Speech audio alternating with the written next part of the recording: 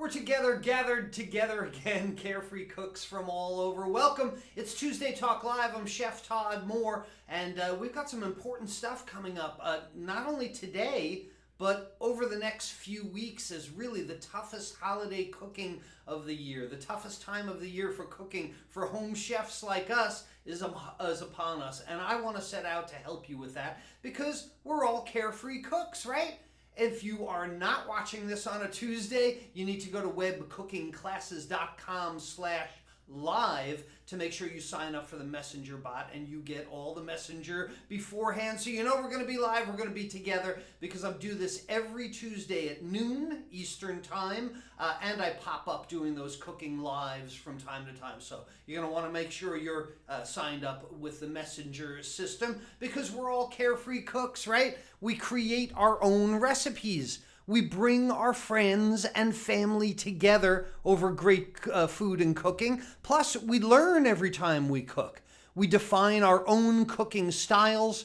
We practice pro cooking methods. And you know what happens? We wind up loving our cooking rather than being frustrated by cooking. And if you are signed up for the messenger bot, you want to go back and see past episodes of Tuesday Talk Live, go to my Pinterest account or Instagram and you'll see them cataloged there. So welcome everyone who's with us today. Susan. Hey, Susan is with us. Bob is with us. Hi, all carefree cooks. Hey, Bear. Soto is here. You're doing so well with these classes. Hey, Bear, I love seeing the things that you're posting. Laura is with us as well. That's great. Everybody's excited about what's going on. Oh, and I've got a game for you again today. We're going to play a What Am I? All right, so here, this image, you see this thing here. Did you ever have one of those in your kitchen when you were a kid? Do you have one in your kitchen now? What am I? What is that thing? I'll give you the answer at the end of the Tuesday Talk Live today. So welcome everyone. Hi, Kimberly is with us from Michigan. Diane is from Northern Ontario. Eloise is giving me heart eyes emojis. Thank you. Carol's with us from Michigan. Kevin Murray. Severe thunderstorm warning where Kevin is. Better get in the bathtub, Kevin. Is that what? No, that's tornadoes. Nonetheless, I'm not your local weather forecaster. I'm your local chef that wants to help you through the holidays this year because it can be a very stressful time in cooking. And you know, the funny thing about the holidays is even if you're a home chef that has cooked all year long, you cook 50 other weeks of the year, and you're confident and you love what you're doing and you get those great feedback, all that impressive, oh my goodness, this is so good. How did you do it? Don't you love those how did you do this question? Oh my goodness, this is so fantastic. How did you do it? And of course you just smile. I'm a carefree cook. I don't know. And you know, I might not ever be able to do it again. That's the other thing about carefree cooking and the heritage, the legacy of the holiday cooking. They can run smack into each other. Because as a carefree cook, I know I'm always trying to come up with new things, with new ideas. But when the holidays come around and Aunt Sally has got to bring her darn green bean casserole for the thousandth time, the stupid onions that come in a can. What other vegetable do you know comes in a flip-top can like that you sprinkle on? Look, we can do much better than the cream of mushroom soup Durkee flip-top can onions this year, but wanting to create new things as a carefree cook runs smack into the legacy of cooking for the holidays when you want to do those heritage kind of meals. So this is what I want to try and help solve for you this coming holiday season, how to negotiate between those two things, how to do something new and exciting, but still how to do the things that everybody expects, how to do it by saving money, how to do it by saving time, how to do it by reducing your stress. And I've got a plan for this that I want to share with you, and I will in a minute, that's going to help everybody get through the holiday season and be an actual guest at your event, not just the caterer. As someone who has catered tons and tons and tons of events with my own catering company, very upscale house events to large corporate events with hundreds of people, I would always freak out. So I had to devise a plan so that I didn't freak out. And I'm going to share this plan with you in a minute. But one of the first things that I always do in the holidays, because they last longer, it's easier to store, things can be frozen, is we start making our pies first. Baking is one of the first things you should start thinking about as we're moving into the holiday season, because you can make your pie crusts. You can even make your pies and freeze them. You can make the fillings and freeze them. All this stuff can be done weeks ahead of time. But I want to share with you the number one mistake that home cooks make when they're making their pie dough, because there's really a secret to it, and it easily comes down to pie dough 1, 2, 3. Now, I get a lot of messages this time of year, people asking me, can I get a pie dough recipe? Can I have the recipe for pie dough? Oh my goodness, there's only 3 ingredients in pie dough of any time of the year. Why would you need a recipe for something that has only 3 ingredients? As long as you use them in the right proportions, you can make any pie dough you want.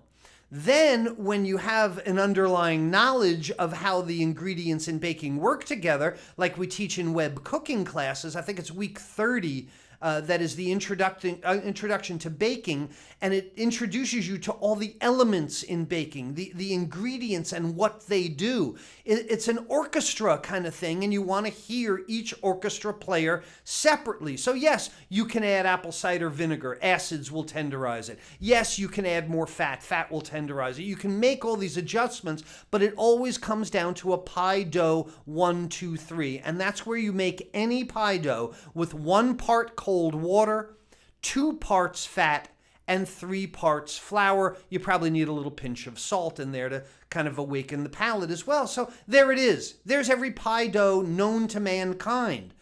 But if every pie dough only uses 3 ingredients, how come some of them are so light and flaky?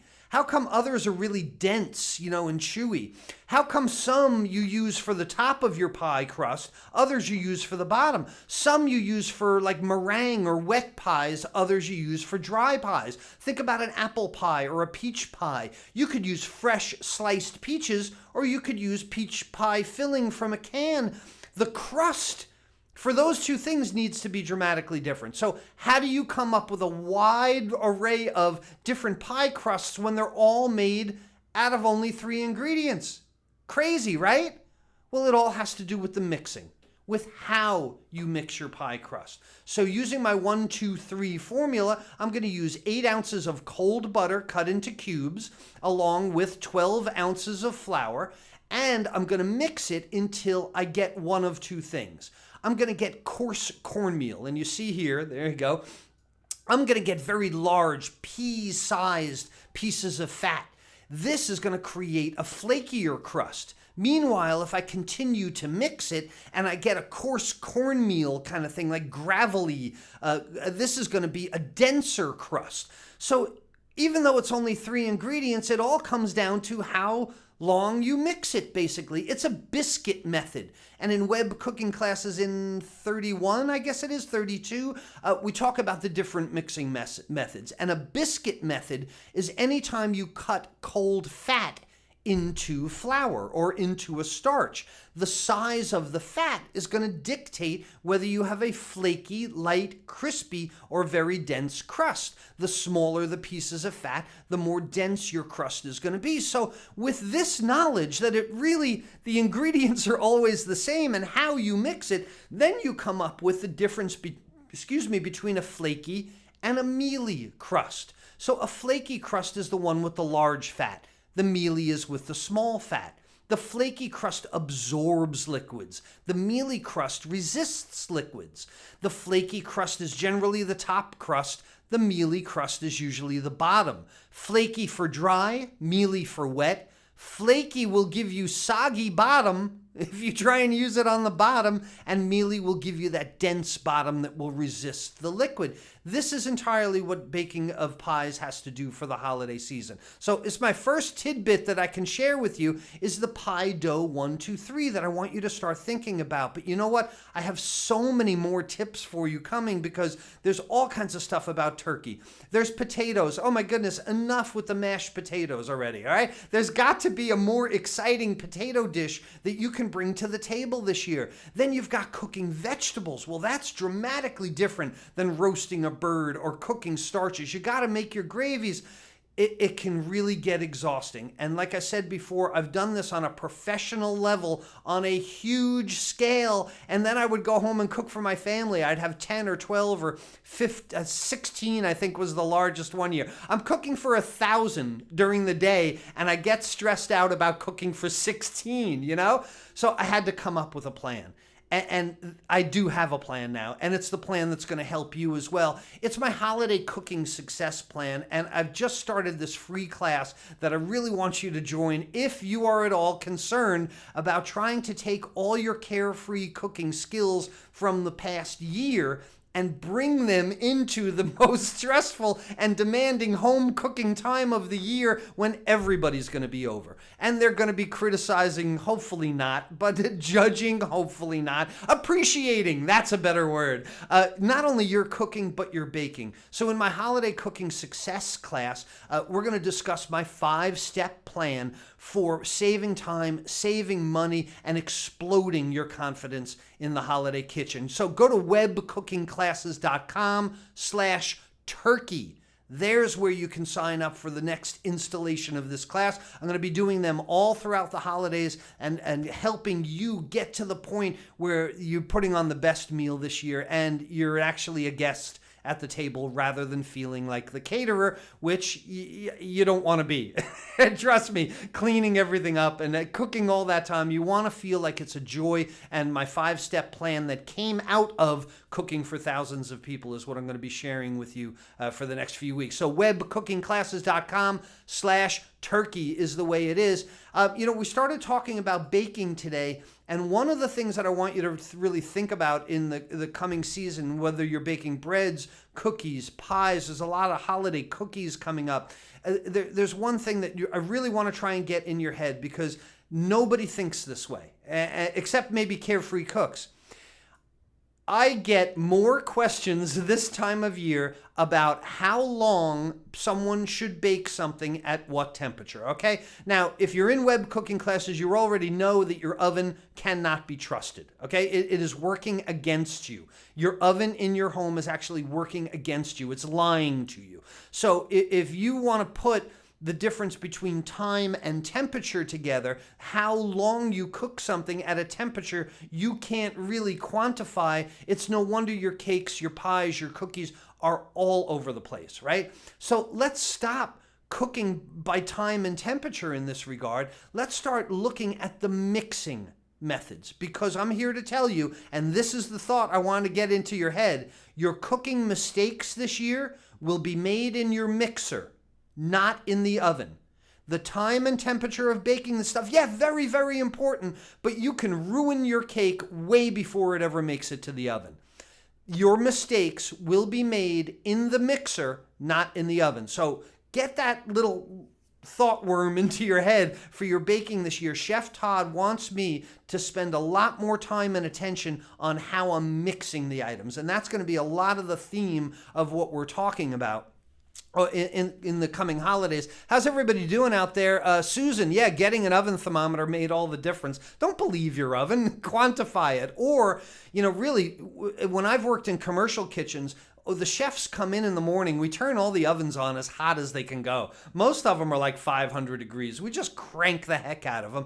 And then you learn how to smell. I cook by smell. I can tell when the asparagus is steaming. I can tell the broccoli roasting. I can almost tell about how far a steak is done just by the caramelization of sugars that I'm smelling. So in a professional world, we don't ever cook by time or temperature. We crank them up and then we go go look at it, we spin it, we change the method higher, closer to the heat on the top of the oven, lower in the oven. That's really how we do it. So this is where this whole idea came from. Don't even bother with your recipe and your oven temperature. That's really going to change things.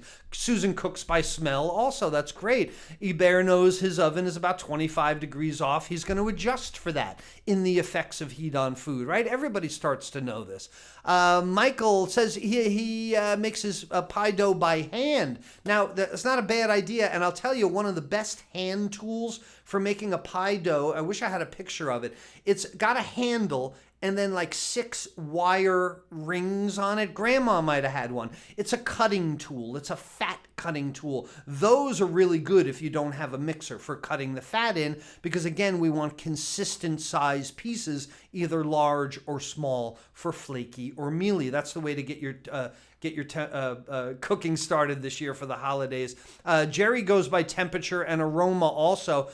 Cindy, yeah, generally mealy for the bottom and flaky for the top. Generally, you might want a flaky bottom if your filling is a little drier. That sounded a little weird.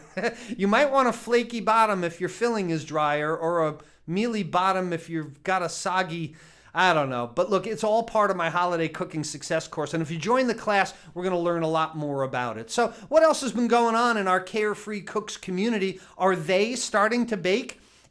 How does the symbiosis work? Is it that I get my ideas from the Carefree Cooks community, or do the Carefree Cooks get their ideas from what we're talking about in the Tuesday Talk Live? I think those lines have now blurred. It used to be that I asked what you want to talk about or what you want to see. Now, on any given day, I feel like I'm learning as much from you as hopefully you're learning from me. Thank you. I see all the hearts and the thumbs. I really appreciate that. So anything with this video or anything else, share it with your friends. If there are friends that are cooking by time and temperature, if there are friends that are not paying attention to the mixing of their pie dough and they're all about the oven, then you really need to show them this video, because we're going to change the holiday cooking this year for sure. So in our Carefree Cooks community, yeah, there is a lot of baking, and that's one of the reasons I wanted to talk about it this week.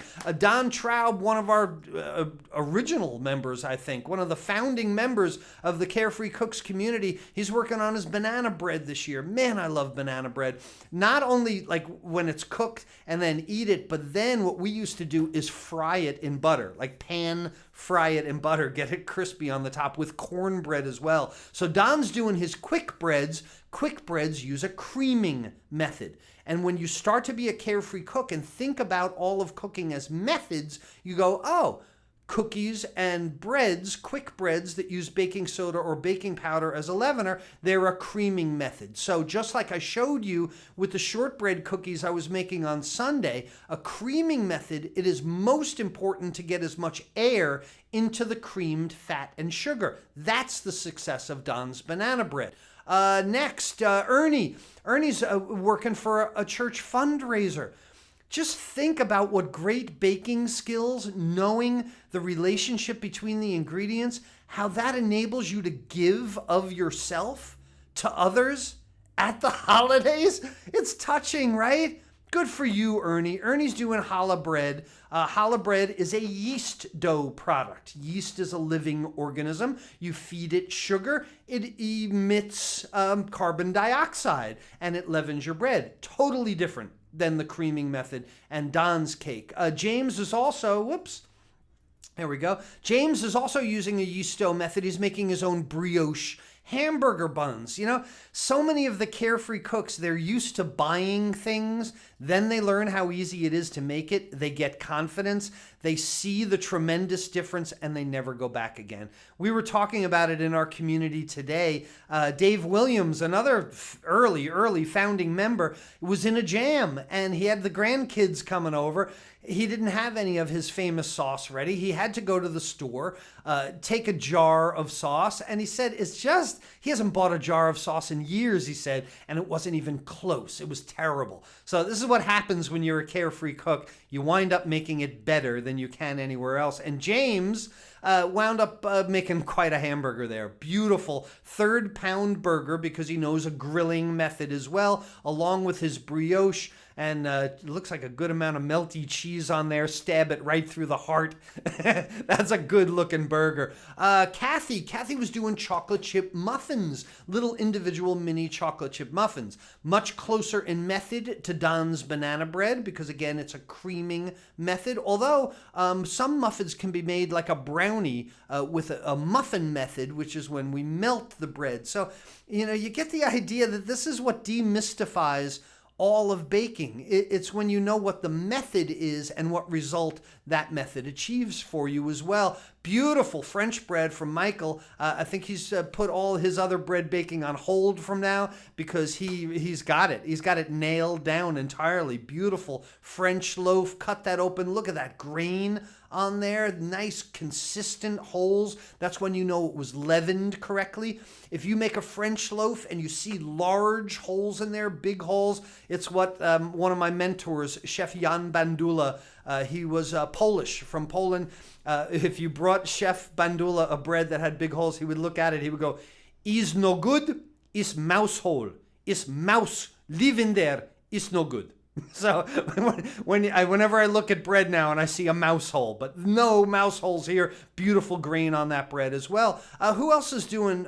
Michael, another Michael is doing a French loaf, turning these for his own hoagies. Think about if you love a cheesesteak or you love something at lunch, what about making your own bread? My goodness, that makes it that much better. Rosie is doing espresso chocolate chip cookies using the creaming method as well. Susan is baking away. She made a cinnamon roll apple pie. So think about this, a yeast dough product making cinnamon rolls, then taking your apple pie filling, spread that on top and baking it. How cool is that? Super. Tanya has pizza night for the kids. She's making her own pizza crust now. And when you're talking about feeding kids, you're also talking about controlling the ingredients. So knowing the 10 steps in the yeast dough production process is going to make your kids healthier, ultimately, when you control the ingredients.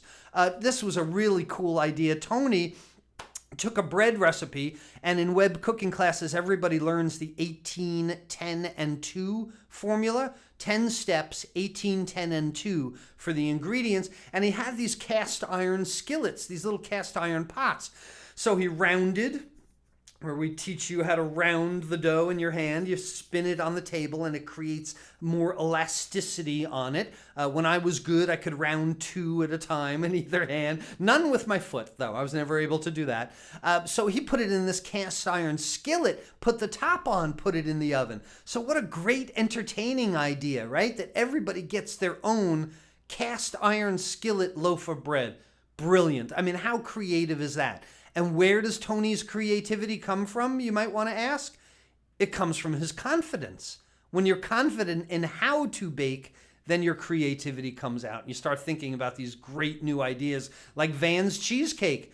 Van loves cheesecake. It's time for pumpkin. What happens with Van's creativity? Pumpkin cheesecake. That's what comes together. So this is what our Carefree Cooks are doing. This is what our Carefree Cooks community is all about. Yes, we don't follow recipes. We burn our recipes when it comes to cooking. But when it comes to baking, these are formulas, right? We need to follow baking formulas because the science behind the ingredients is very important. So follow baking formulas, burn cooking recipes, but still know the methods, the underlying methods underneath, so that you can have these things come out to your desires and express your creativity and impress everyone and get all the bragging rights at your holiday table this year. Bob is with us. Hey, Bob Dudley, how you doing? Bob's doing donut holes. Knowing Bob's sense of humor, are they air, Bob? Is that what? Nonetheless, Margaret's with us. Yeah, cheesecake. Who doesn't love cheesecake? Me, actually. I don't like cheesecake. I don't know why. Never actually developed a taste for it.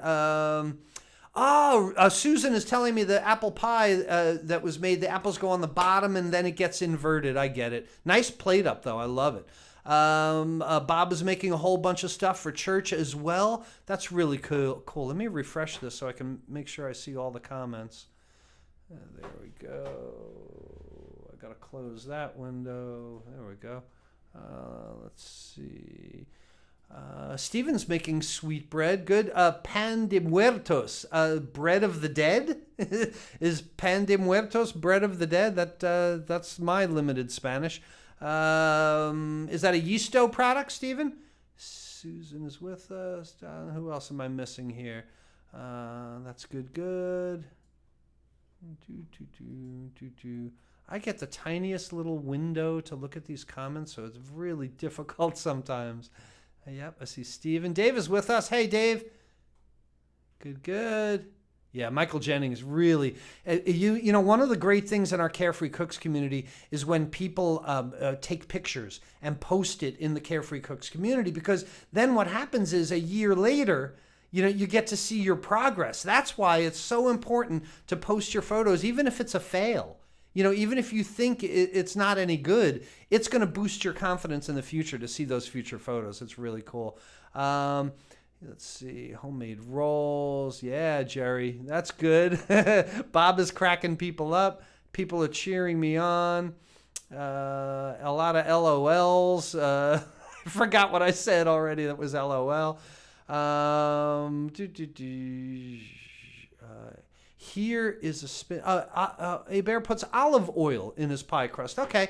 The only issue with that, though, Bear, is you need a cold fat. If you want to make a flaky pie crust, it needs to be cold bits of flat fat. So a liquid fat is not going to help you with that. Really, what you're doing is like a muffin method with that, like making brownies or scones where the fat is melted. So, I mean, if you dig it, if it's good to you, do it. But that's not the best method, having a liquid fat for pie crusts, because you're not going to get those big pieces of fat that make it flaky. You'll get a really dense crust for that. You know what else you could use is coconut oil. That's going to render off a little more quickly, but it doesn't smoke as high a temperature. It's a pastry cutter. Yeah, shape your bread with a pastry cutter. Let me see if I can make that screen better. There we go. Now I can see the comments a little better. Carol is with us. Hi, Carol's in the UK. I know she's cooking up some great things. Nothing better than mashed potatoes. Yeah, okay, maybe. But, you know, we can have some variety. It doesn't always have to be mashed potatoes, Pat, right? We can definitely see some variety to that. Good. Well, everybody's with us. We've had so much fun today.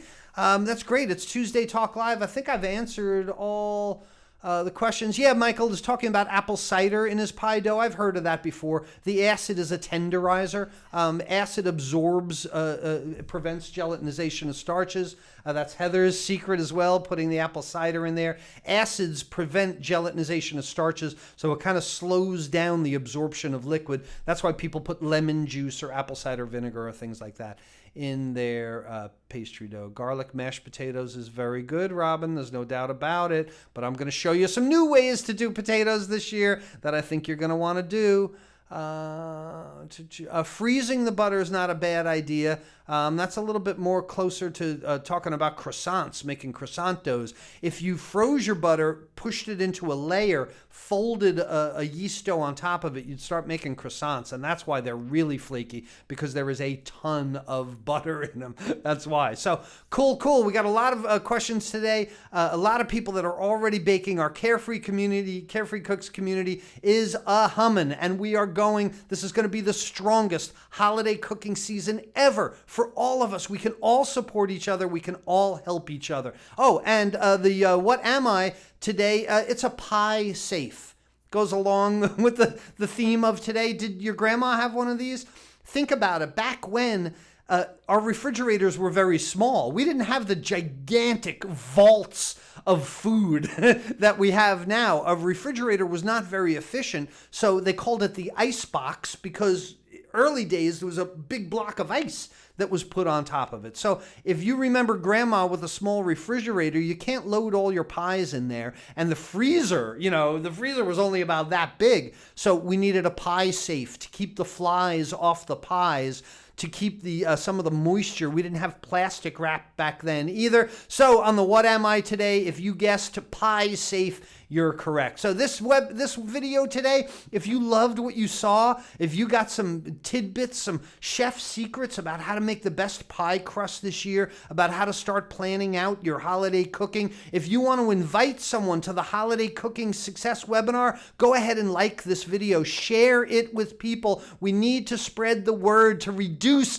the holiday stress in everyone's kitchen this year. Like it, share it, send it to your friends, and I'll tell you what we really need to do is come together for this Holiday Cooking Success class. It's going to be going on this week. Make sure you grab yourself a spot because this is my most popular free online class of the year. So don't let all the spots get taken before you get there. We want to make sure that you're involved in at least one of the sessions and see my plan, my 5-step plan for getting the stress out of your holiday this year. So go to webcookingclasses.com/turkey, webcookingclasses.com/turkey. Thank you for all the love. Thank you for all the hearts. I see all the hearts, all the love, everything. So Chef Todd Moore, we're going to see you next Tuesday for Tuesday Talk Live, possibly popping up somewhere before, but I'm reminding you once again that there's a method to your holiday cooking success. Bye-bye.